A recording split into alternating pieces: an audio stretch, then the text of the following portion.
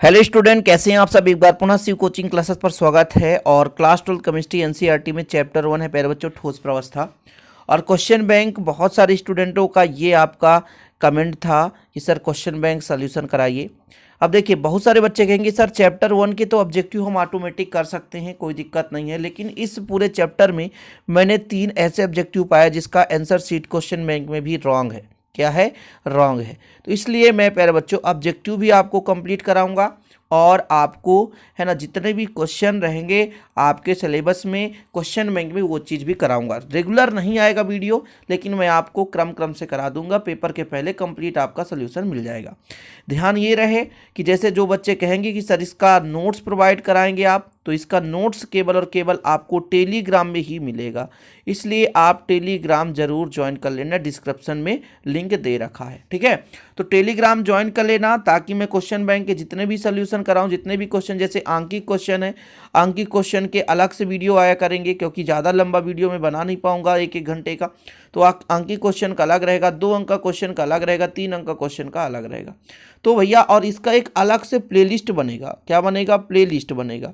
जो भी मैं 12th का मैं यहाँ पर अपलोड करूँगा, फिजिक्स केमिस्ट्री हो सकेगा तो बायोलॉजी हिंदी जो भी आगे इस पर जितना काम हो सकेगा मैं आपके लिए करूंगा।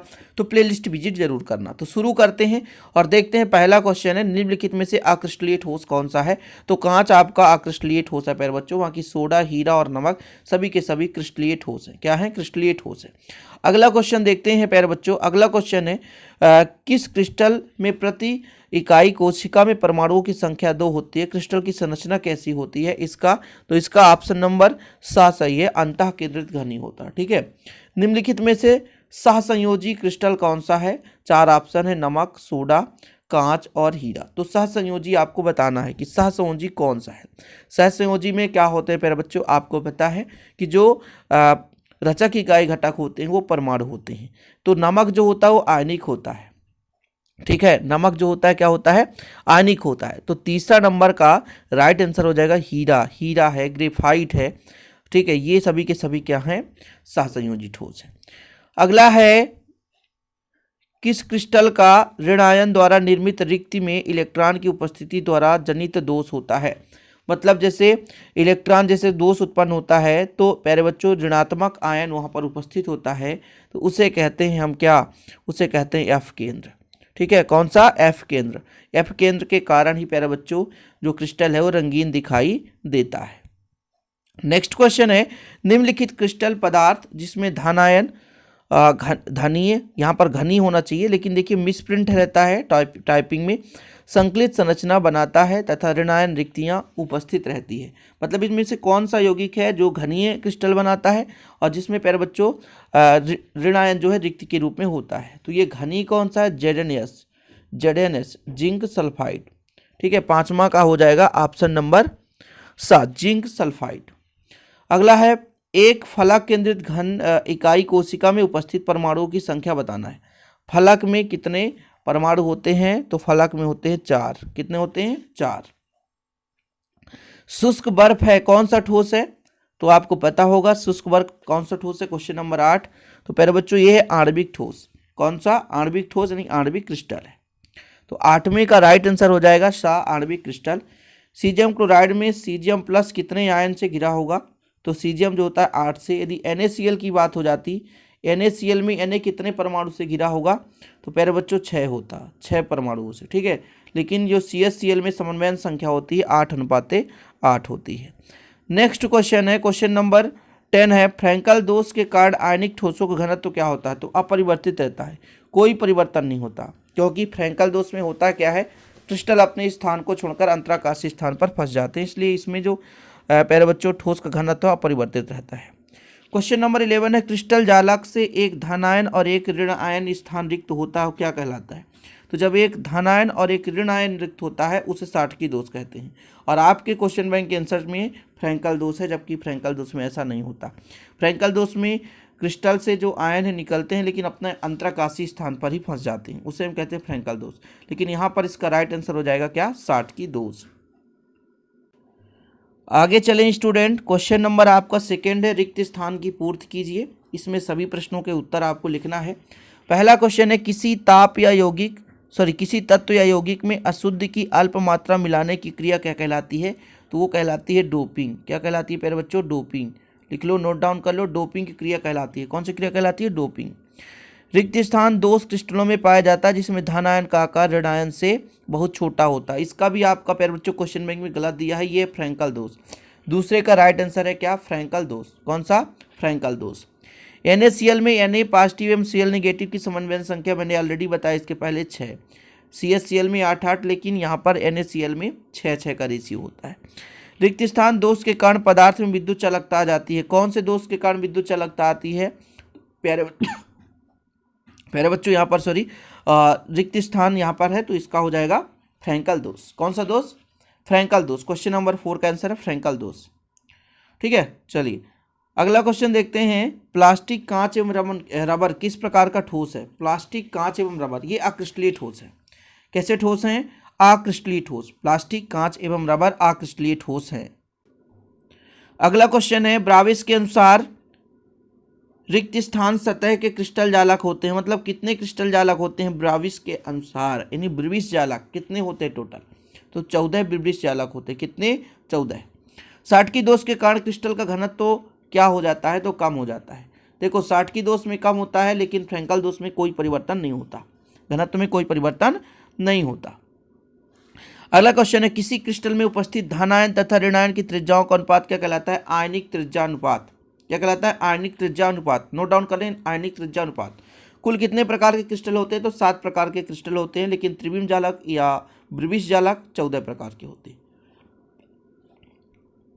अगला क्वेश्चन देखिए, ठोस धात्विक क्रिस्टलों के अवयवी कण रचक कण होते हैं। मतलब जो धात्विक क्रिस्टल होते हैं उसमें अणु या परमाणु हो सकता है। क्या हो सकता है? अणु या परमाणु हो सकता है। रचक, इकाई, घटक। सही जोड़ी का मिलान करना है प्यारे बच्चों। पहला विद्युत संयोजी क्रिस्टल। विद्युत संयोजी क्रिस्टल तो ये जो होता है प्रबल आकर्षण बल होता है। ठीक है। सहसंयोजी क्रिस्टल में सहसंयोजी बंध होगा, और यहाँ पर आणविक क्रिस्टल में दुर्बल वान डेर वाल्स बल होगा, और धात्विक क्रिस्टल में धात्विक बंध होगा। बिल्कुल सिंपल है, कर लेंगे आप लोग। ठीक है, पहला हो गया क्लियर ना। चलिए अगला आपको बताना है, चतुष्फलकी संरचना किसकी होती है? अष्टफलकी और घनी। ठीक है, आपको बताना है प्यारे बच्चों चतुष्फलकी, अष्टफलकी और घनी। तो जो आपका चतुष्फलकी है वो जिंक सल्फाइड है, अष्टफलकी NaCl आपने पढ़ा है, और घनी CsCl। क्या? घनी CS, सीजियम क्लोराइड। अगला क्वेश्चन है, क्वेश्चन नंबर 3 है प्यारे बच्चों, हीरा कैसा है? तो सहसंयोजी ठोस है। हीरा कैसा? सहसंयोजी ठोस है ये। कांच क्या है? तो कांच के अक्रिस्टलीय ठोस है। सिल्वर क्लोराइड ये है प्यारे बच्चों आपका फ्रैंकल दोष, और पोटेशियम क्लोराइड ये आपका साटकी दोष। कैसा? साटकी दोष। सिंपल है, बहुत सिंपल है ना। चलिए, और इनके मैं पूरे प्यारे बच्चों लेक्चर भी कंप्लीट कराए हैं, आप प्लेलिस्ट में देख सकते हैं। जो भी टॉपिक आपको देखना है पूरा का पूरा कंप्लीट।